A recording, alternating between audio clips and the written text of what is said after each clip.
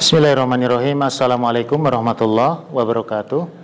Alhamdulillah wassalatu wassalamu ala rasulillah wa ala alihi wa ashabihi wa man walah wala haula wala quwata illa billah. Kaum muslimin dan muslimat dimanapun yang dirahmati Allah Subhanahu wa ta'ala, alhamdulillah pada kesempatan pagi hari ini sedikit ada hal yang penting untuk kami sampaikan, khususnya himbauan kepada kaum muslimin berkaitan dengan wabah COVID-19 ini. Jadi COVID-19 ini bagi kita orang-orang yang beriman, orang-orang Islam, orang-orang yang taat kepada Allah Subhanahu wa ta'ala, dalam logika Quran dia disebut sebagai satu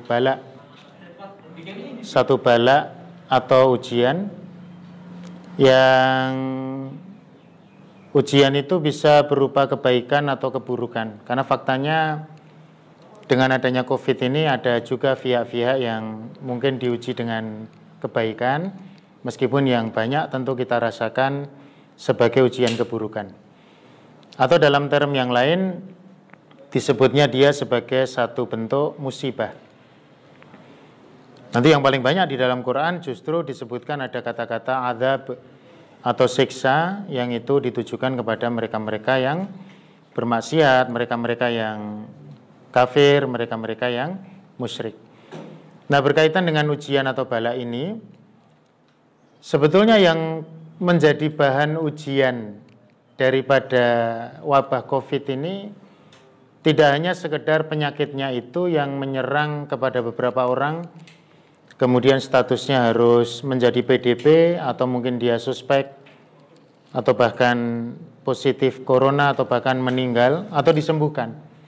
Tapi juga efek-efek yang lain, instrumen yang berkaitan dengan itu, termasuk yang hari ini sangat viral di kalangan kita adalah beberapa peristiwa penolakan jenazah dikuburkan di beberapa daerah.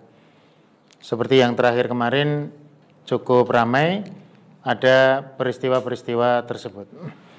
Nah, kaum muslimin dan muslimah sekalian yang dirahmati Allah, apa yang menjadi nasihat kami kepada pribadi kami dan juga Anda semuanya, bahwa sebetulnya ujian bagi kita untuk juga berakhlak terhadap hamba Allah.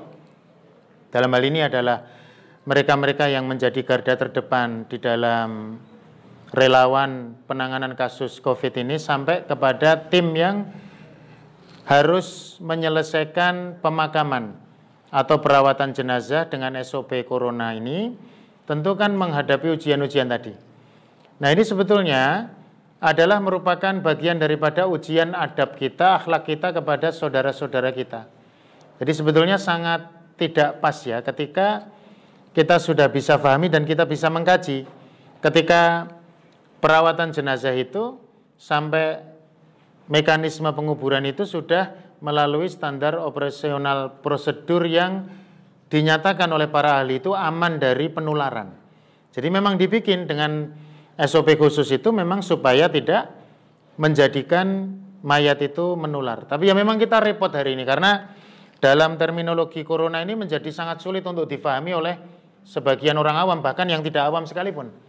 Ada istilahnya sudah mati baru dipastikan positif corona dan sebagainya. Ini kadang-kadang yang juga membingungkan. Tapi yang paling penting bagi kita hari ini adalah bahwa saya meyakini fenomena penolakan-penolakan itu jelas tidak didasarkan kepada semangat beragama yang benar atau semangat berilmu pengetahuan yang tepat. Karena secara SOP sudah jelas bahwa mayat itu ada penanganan khusus untuk supaya dia tidak menularkan.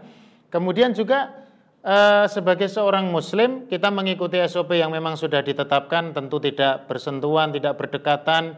Kalaupun mau mensolatkan dengan solat gaib dan sebagainya itu sudah ada mekanismenya. Tapi memang tidak ada kamus penolakan itu kecuali berangkat dari dua sebab. Satu, kebodohan terhadap teori-teori konspirasi yang dikembangkan seperti penularan setelah dia menjadi mayat, atau yang kedua ada persoalan-persoalan yang justru ini sangat berbahaya. Jadi persoalan akidah, ketika orang mati karena COVID itu dia akan menjadi pagebluk kalau bahasa Jawanya, bisa menjadi bencana bagi tempat yang dia dikuburkan di situ. Padahal kalau kita lihat dalam fikih Islam itu, ketika ada seorang pezina pada masa Rasulullah SAW yang akan dikuburkan di Madinah, itu ada beberapa sahabat yang semacam protes kepada Nabi, ini nanti membawa ketidakberkahan bagi tanah ini. Tapi Rasulullah mengatakan sesungguhnya tobatnya orang yang sudah dirajam itu, dia bertobat kepada Allah, dibandingkan dengan tobatnya 70 dari kalian, maka lebih berat tobatnya tadi. Maka saya sampaikan kepada kaum muslimin, supaya di desa-desa kita yang beradab dan berislam ini tidak terjadi fenomena seperti itu. Hargailah teman-teman relawan, para medis yang mereka berada di garda terdepan untuk menangani persoalan COVID-19 ini, dan hargailah saudara-saudara muslim kita, dan kita yakini bahwa kemaudorotan dan kemanfaatan itu datang dari Allah. Maka kita serahkan kepada Allah, kita ikuti SOP yang benar terkait dengan masalah ini, dan kita kembalikan kepada aturan Islam. Demikian yang bisa kami sampaikan. Assalamualaikum warahmatullahi wabarakatuh.